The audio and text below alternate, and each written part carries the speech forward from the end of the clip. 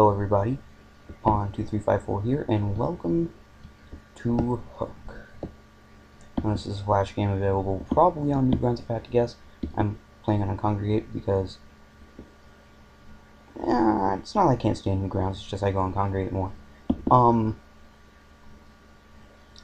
This is a short little minimalist puzzle game. I moved over to a new computer recently, which is partially why you haven't seen any videos from me for a while.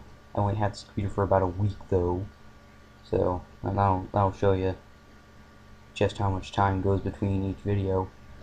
So let us begin. So the start button's that. Alright.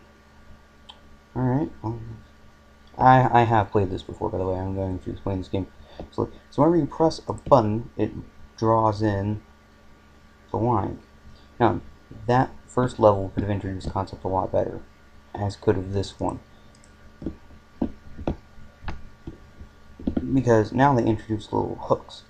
See, if in the first episode, in the first level, if they had like a really wavy one that you pulled in, you could see that was actually being pulled in rather than more like a fuse going down, which is what I thought it was doing originally. I have played through this game twice. It is fairly short, and there's no level select, but it does get very difficult. Alright, so like this particular puzzle, I'll explain it step by step.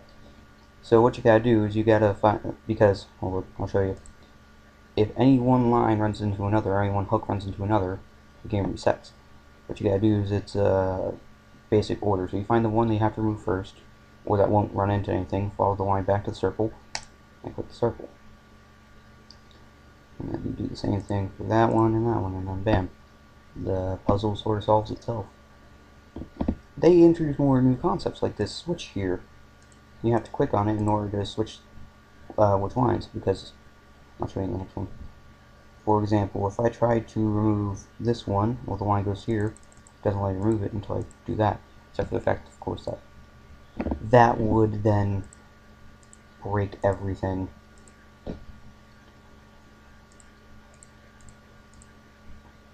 They also like to remove themselves after you remove the line, which I'm glad that these things disappear after you get through with using them.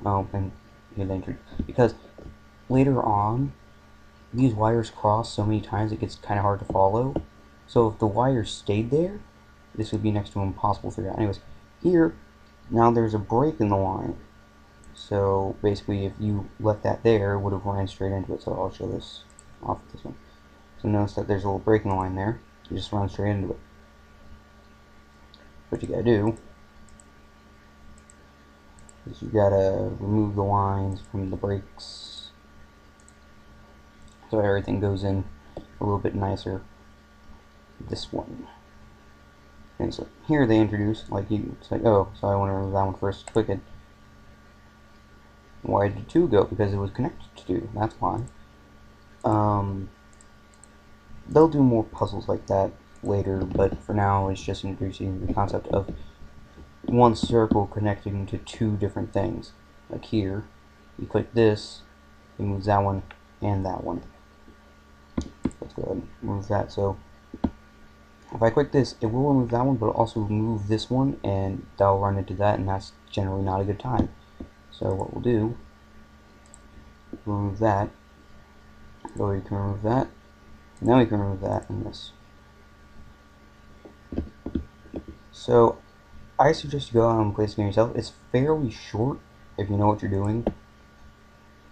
It's like here's one of the ones where it gets kind of complicated. So goes over through here, past this line, down here, over here, up through here, and down to here. Does it really need to be that complicated? Yes, it makes it last a little bit longer, I guess, but at the same time, is it really needed for the game? Not really.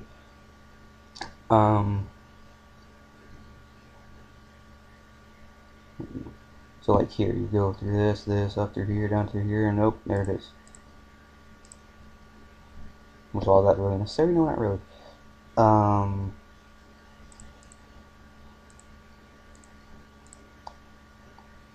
Yeah, this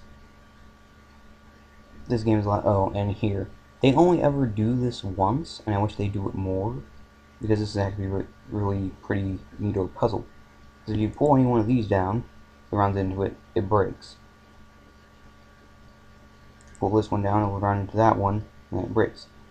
But with these two, you can actually just straight up pull them down and remove them from the equation entirely. So you can pull these two down, and pull that one down. Now immediately after this one, they introduce one that I'm glad they used multiple times. So you try to pull this one first, and it runs straight into it, and then that's the end of it. Now, it was up until this point in the game that I was just doing it one at a time, and it was here that I figured out that you could actually do two at a time, or even the entire board, if you're quick enough. So you gotta go quickly so they don't run into each other. Which, you know, I think that's a really... Oh, and here's one of the ones where you have to get the timing down right. Normally I'm better at that one.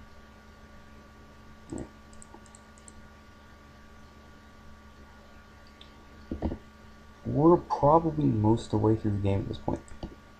I hate these freaking puzzles. They're a bit hard to time. So... And... like, I wouldn't be as good as at these right now if I had just played through the game again. Because there's no reset option. You have to play through it once. Okay, here we have these little moving ones. So what I would do is worry about whether or not they run into your lines. You don't have to remove them in any one way, but you have to make sure they don't run into your lines. But here, as you can see, the little hump would pass right into this little bar whenever it's at its lowest point. So you gotta wait a second, then pull it. And I actually screwed up there.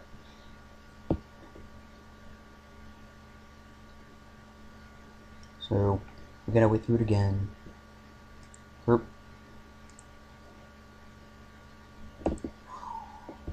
You gotta make sure you get it through quick enough before that thing goes back down. And then this one doesn't really have anything blocking it, so it goes.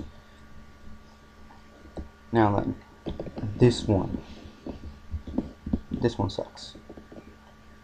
Alright then, so what you gotta do is first I would suggest removing the middle ones. These three right here. The only ones that you really have to remove, because like that was the only one really blocking this part, so you can easily just pull this part down now. Save yourself some trouble figuring out the path of everything. But specifically, this one is a bitch. That particular line. Because there's no like place where it stops just on where you can pull it through and while it's still slowed down. This one actually isn't all that difficult, it's just a bit hard to follow. This one right here will pull that one down, so... The biggest trouble with this game at this point would be missing. Like if you like go through here and then you accidentally make a wrong turn. So you don't pull the one that you think you're about to pull. Because it's about at this point where it starts to try to pull out. Like, see, here was even this. So you gotta follow it fairly carefully, and then you just pass through it anyways. Oh, forgot about those.